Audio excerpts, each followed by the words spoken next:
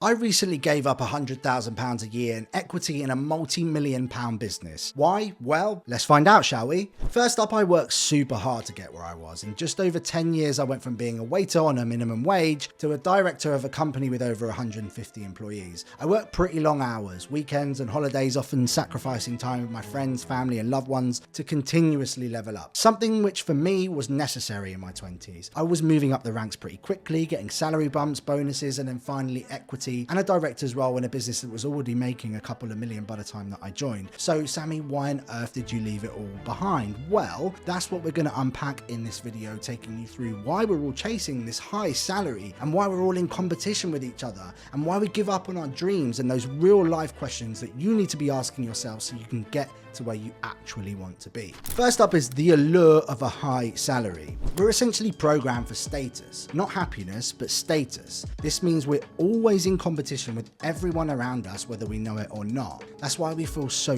jealous when our neighbor buys that new Range Rover or our mate gets promoted at work before we do. It's why we add 30 minutes to our commute so we can get 10 grand more a year, even though it means that we spend less time with our wives and our loved ones. We're in competition with everyone, including ourselves, especially in the things that we can quantify, like a salary or a bigger house. To quote Morgan Housel, if you wish to be happy, it could easily be achieved. But most people want to be happier than other people, which is difficult because we overestimate how happy other people truly are. And look, sure, it feels good to have a decent salary. We feel not only powerful, but it also gives us comfort, security, the ability to do cool things and go on nice holidays. It sounds pretty great, right? But often we sacrifice what truly makes us happy for that monthly paycheck. We give up on that childhood dream. We suppress that business idea, all because we get a fat wedge at the end of the month and we slip into a very easy, comfortable routine. It's a lot simpler to do nothing about it because everything is so damn cushy. And look, if that's what makes you happy, then mate, pat on the back. I'm happy for you. Now off you trot somewhere else, because what I'm about to tell you might ruin your cozy little life. The moment. In 2020, we were all at home because of some unknown thing that happened, and I heard a quote by entrepreneur Brian Lubin who said, "Take one look at your boss. Do you want their life? Do you want to walk like them, talk like them, be like them? Do you want their life?" That's when it hit me. No, I didn't. I didn't actually want to become a CEO of a business that I didn't fully own, which was my next logical step on the career ladder. Why? Well, because every single CEO that I knew in my industry either looked like they were about to have a heart attack, were unhappy, stressed, and basically a closet alcoholic.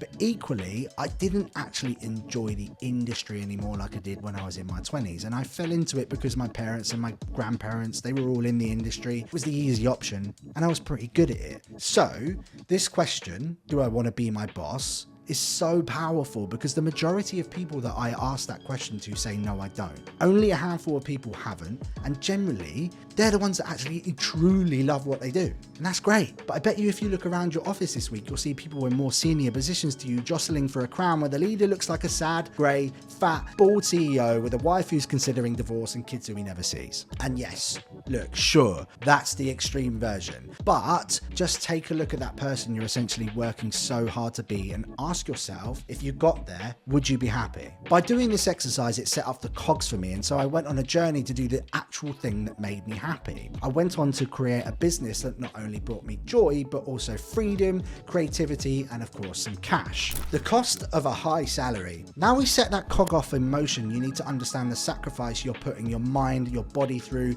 to be that individual that you're currently working so hard to be. Sure, once you get there, you might strive to be a better person than the current boss, and good for you. I'm really happy for you. But along the way, you're going to experience burnout, competition, lack of fulfillment, lack of progress, stagnation, and more. All while your life throws stuff at you and your body starts to grow older and give up. That's why it's so important to get this question right now and be 100% certain that you're committed to what you're doing. There are hundreds of situations where being a CEO of an awesome company is going to be fulfilling, or even becoming a manager of a store that you truly believe in, or working as part of a team for someone whose message is undeniably important. Those are noble goals. That right there there is what I want for you. I want you to feel like you're leading from the heart, and that is way more powerful than the salary that they will ever pay you. Exploring alternatives. So look, enough of the soul searching here. It's about you and what are we going to do about it. Firstly, we're going to start with why. What's your why? What gets you up in the morning, and how far away are you from that right now? Now, once we get that nailed down, we can really begin to evaluate our options and what it's going to take for us to get there. I'm no idiot here though. I'm not telling you to wake up and quit your job tomorrow. The guy that wants to complete career change but has 2 kids, a mortgage, car payments is going to think very differently to the young 21-year-old working in McDonald's who can get up and practically change cities overnight if they want to. Nothing though is out of reach. It's only the plan to get you there that changes. Once you've got a plan in place, it's about execution and the resilience to see that plan through. So an example could be with the first guy with the responsibilities who's looking at a career change. Could you take evening courses or study via Open University? If you wanted to start a business, can you spare an hour before work or 2 hours after the kids go to bed? Essentially, what are you willing to sacrifice to get yourself to where you want to be? That's what you need to ask yourself. My advice though is to speak to all of the people who already do what you want to do. Find a mentor, get some FaceTime with them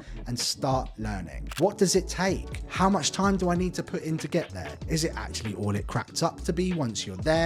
What are some resources that I can tap into? You'll find that once you begin seeking out mentors and asking questions and finding friends within the space, that your roadmap will start to take shape and your journey truly begins. Honestly, you'll wake up with a new spring in your step and start looking forward to parts of your day where you can squeeze in that extra 30 minutes on your business idea. So sit down somewhere comfortable, get that notepad out and start planning what that roadmap looks like for you. If you're working towards something, it's going to light you up inside like a fireball. It's not the destination, it's the journey that truly matters here.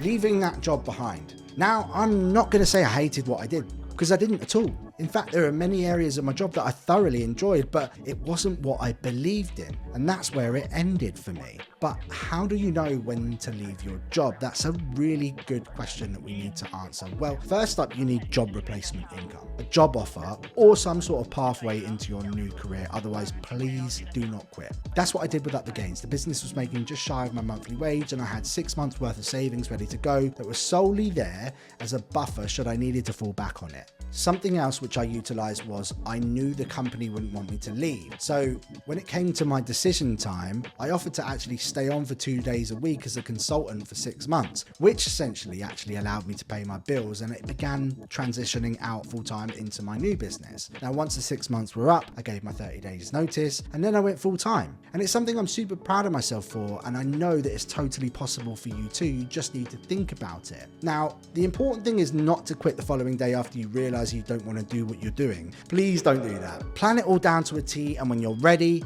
pull that trigger. So life after leaving.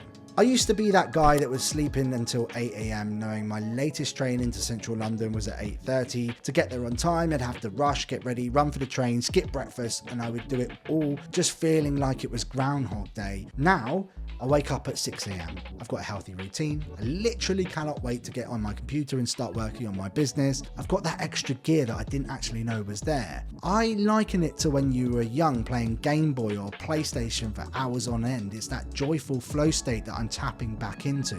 Sure, there are difficulties running a business, especially as a solopreneur. It's all on me, and that's a burden of its own. But if you're willing to go the distance, it's unbelievably rewarding. For me, I wanted time freedom, and that's exactly what I'm building for myself. I value that over an 80k salary, over a 100k salary, over 300k salary. I value that over an hour's commute there and back, plus a job that I didn't feel like I wanted to do anymore. So when you open your mind up, the possibilities can be endless. Remember, it's not just about the money or the title. I hope you've got that from this. It's about finding what resonates with you, what really gets you out of bed in the morning with excitement and passion. Life is way too short to spend it in a race that doesn't align with your true desires and aspirations. Now, I know what you might be thinking, Sammy, it's all well and good selling us to follow our dreams, but we need to make an actual living, right? Absolutely. That's precisely why I'm not leaving you hanging. In our next video, we're going to dive into some incredible ideas that I've built to not only replace your current income, but to help you level up and earn over £10,000 a month. Yes, you heard that right. We're going to explore opportunities that are not just profitable, but also align with your newfound understanding of what it means to work with a purpose and a passion. So make sure you subscribe, hit that notification bell, and stay tuned. You don't want to miss what I have in store for you next. It's about turning your passions into profits, and I cannot wait to share these insights with you on our 10K a month video coming up now. Until then, keep questioning, keep exploring, and I'll see you on the next video.